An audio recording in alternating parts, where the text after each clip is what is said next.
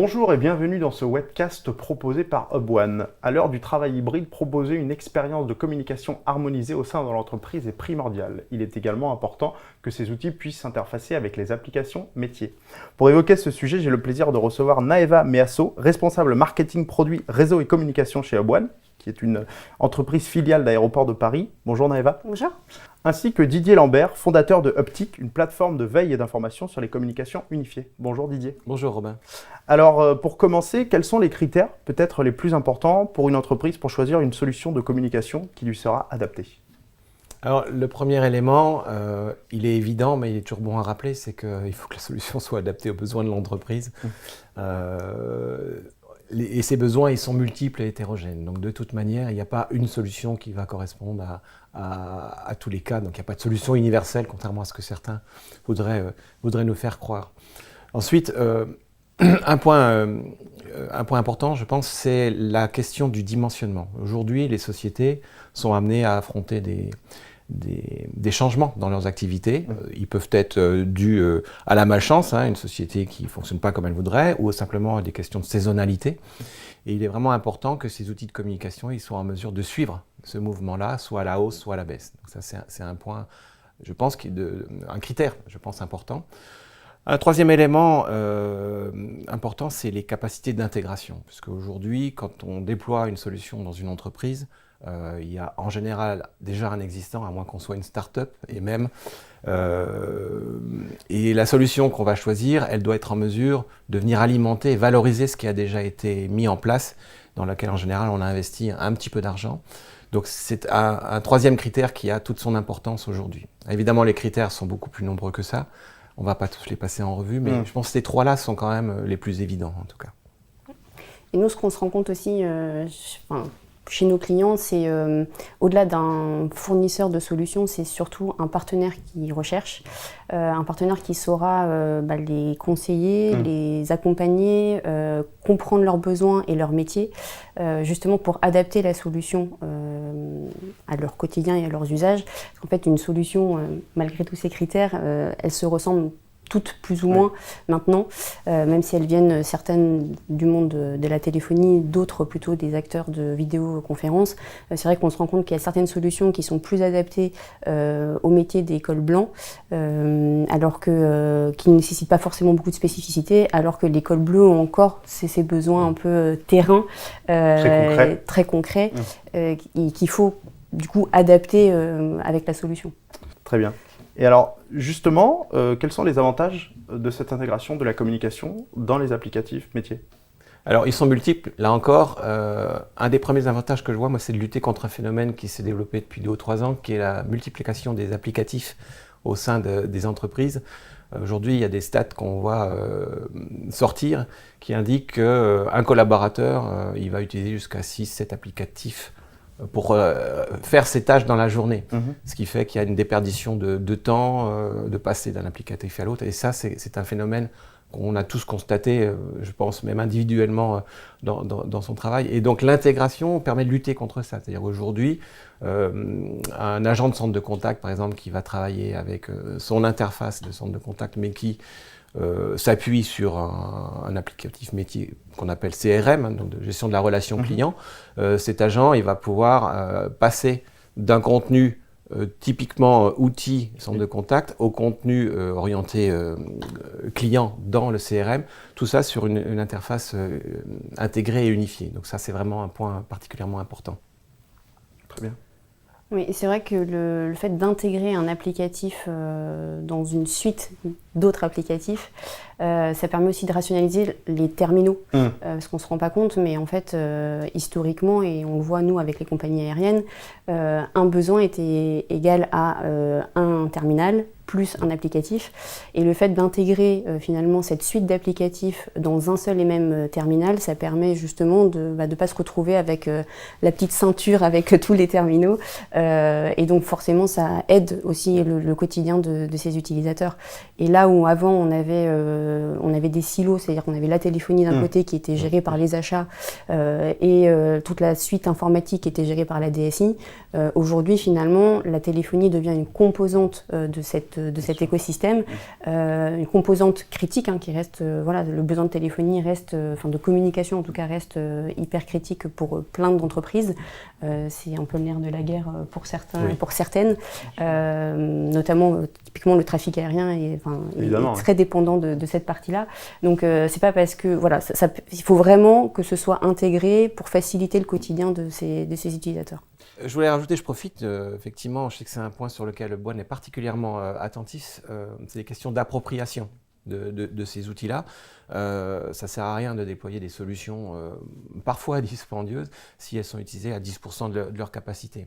Donc l'intégration des applicatifs permet de faciliter l'appropriation de ces outils-là, c'est un point important. Et juste pour donner un chiffre, j'ai vu passer il n'y a pas longtemps une étude Masergy qui interrogeait les patrons et les collaborateurs d'entreprise sur justement le niveau d'importance qu'ils attachaient à cette logique d'intégration de leur environnement de travail. Et les réponses sont sans appel. En fait, ce qui ressort, c'est que 89% des personnes qui ont été interrogées indiquent que le critère, il est soit critique, c'est un mot que vous avez utilisé tout à l'heure, soit très important. Donc il est clair qu'aujourd'hui, aborder un projet sans s'intéresser à cette dimension-là, c'est aller dans le mur, clairement.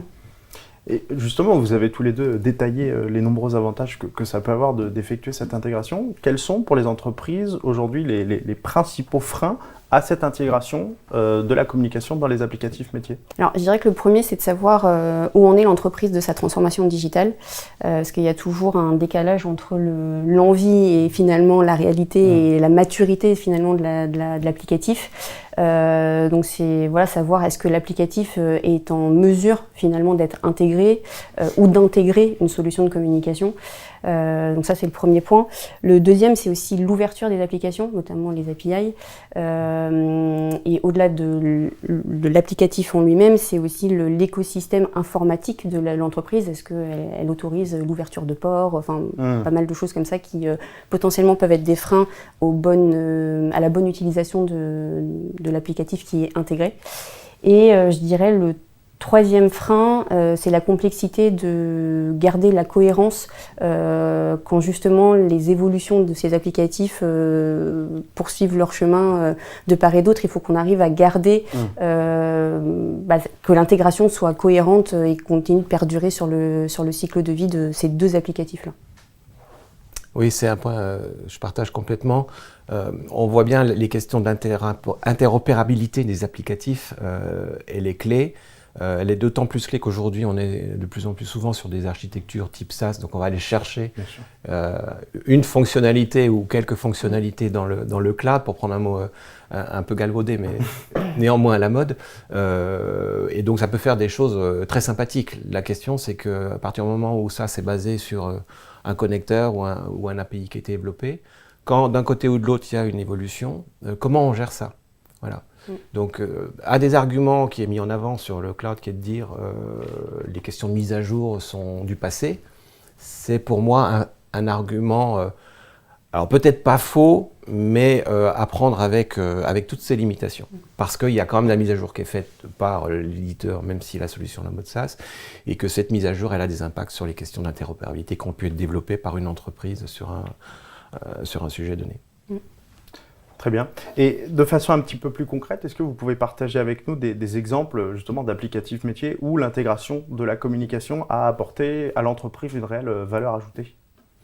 Oui, tout à fait. Alors, j'en ai déjà cité un en avance de phase tout à l'heure, les CRM, les fameux CRM, les gestionnaires de relations clients.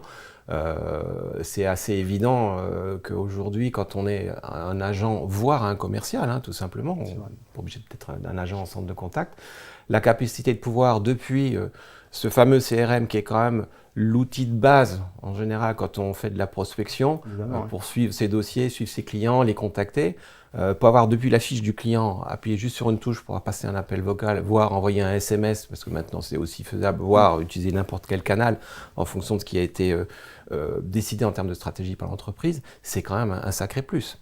Peut-être un dernier exemple, les outils de gestion de projet. Aujourd'hui, c'est des outils qui sont quand même assez conséquent, assez puissant en termes de gestion de projet, de timing des budgets.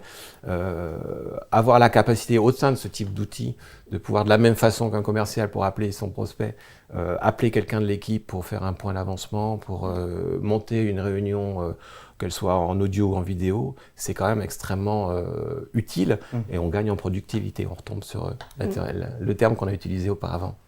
Mais c'est vrai que nous, nos clients, en fait, on a vu aussi d'autres intégrations, typiquement les logiciels de caisse pour les entreprises de grande distribution. On a vu aussi avec tout ce qui est logiciel de vol pour les compagnies aériennes, tout ce qui est aussi logiciel de transport et logistique. Éviter d'avoir à avoir le téléphone d'un côté et le PDA de l'autre pour scanner les QR codes. Voilà, c'est des exemples un peu concrets de ce que nos clients nous demandent aujourd'hui chez Hubone. D'accord. Justement, vous en parliez, c'est votre cœur de métier chez Hubone. Vous travaillez avec un grand nombre d'entreprises sur des typologies différentes. Aujourd'hui, un aspect sur lequel les entreprises ne sont plus du tout prêtes à transiger, c'est tout ce qui concerne la sécurité. Comment vous, chez Hubone, vous parvenez à assurer la sécurité des données et des communications ? Alors en fait, la première étape, ça va être de s'assurer que le code de l'applicatif qu'on va vouloir intégrer ne génère pas de failles ou de vulnérabilités supplémentaires à l'applicatif receveur. Donc en fait, ce qu'on fait, c'est qu'on va faire un audit du code, quitte à revoir complètement l'approche et à en faire un développement sécurisé. Le deuxième point, c'est de s'assurer que justement dans la chaîne de valeur de la communication, enfin des communications, il y a aussi toute cette partie de sécurisation et de chiffrement. Donc nous, clairement, on a plusieurs briques. L'infrastructure qui, elle, est chiffrée de la signalisation à la communication avec de l'authentification, la certification, des login, mots de passe, etc. Pareil pour les API, quand on parle justement d'intégration et qu'on va les taper sur les API, pareil, les API de tous nos applicatifs sont chiffrés et permettent justement d'avoir cette fiabilité-là en termes de sécurité. Et si on ne va pas jusqu'à l'intégration avec les API, mais ne serait-ce que de mettre typiquement un applicatif dans un écosystème métier, les solutions en tout cas qu'on choisit, qui ont des applications mobiles qu'on va intégrer typiquement dans les terminaux, on s'assure qu'elles aussi soient chiffrées et sécurisées avec des identifiants, des logins mots de passe. On ne peut pas se connecter à distance dessus. Voilà, donc on assure vraiment la sécurité de toute la chaîne et on a des équipes dédiées côté télécom mais aussi côté Sysrim qui permettent justement de s'assurer de la sécurité de bout en bout. Et vous, Didier, qu'avez-vous ajouté à ça ? J'abonde sur ce que vient de nous dire Naeva. C'est vrai que le chiffrement, la sécurité, c'est un point essentiel. Alors moi, je le vois surtout du point de vue plateforme, puisque c'est le périmètre que je suis, les solutions de communication. Donc c'est des questions de chiffrement sur les données, soit au niveau de leur stockage, soit sur la partie transit. La partie réseau, en toute transparence, là encore, elle m'échappe un petit peu. Par contre, ce que je trouve intéressant, c'est qu'on a assisté là depuis 2-3 ans à une effervescence incroyable en matière de nouvelles applications. Les sociétés ont déployé ça un peu dans l'urgence, contrainte et forcée, pour répondre à des besoins qui étaient immédiats. Et ce qu'on constate, c'est que la multiplication et la complexité croissante de ces architectures, on va dire, ça a généré un certain nombre de failles potentielles ou de vulnérabilités. Et du coup, c'est important pour moi d'avoir en accompagnement, quand on est une entreprise, des acteurs qui sont des spécialistes de ces sujets-là.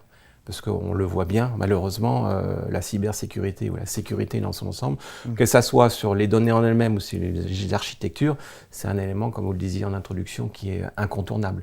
Et avoir des experts capables de vous accompagner sur ces thématiques, c'est indispensable. Et moi, aujourd'hui, je serais amené à déployer ce genre de plateforme, je ne le ferai pas tout seul, clairement. D'accord. On a beaucoup parlé jusqu'ici de tout ce qui concerne le versant technique, mais il y a aussi un aspect qui est très important, c'est l'adoption finalement des solutions par les employés, par les collaborateurs, puisque si la solution est déployée mais qu'elle n'est pas adoptée, ça peut ne pas atteindre tout son potentiel. Comment s'assurer justement que ces employés adoptent pleinement ces solutions ? Alors c'est vrai que le premier point, tout ce qu'on vient de dire, c'est-à-dire la qualité, la simplicité de la solution, c'est le premier point. Après, il y a effectivement toute la phase d'accompagnement. Et c'est pas de l'accompagnement une fois que la solution est déployée, il y a tout un pendant avant de cette phase-là. Notamment, nous, on accompagne nos clients presque du plan de communication qu'on va mettre à disposition des utilisateurs. C'est-à-dire, on va faire des affiches, on va faire du teasing, on va mettre en place un showroom. On va accompagner justement les directions de projet à mettre en place tout ça.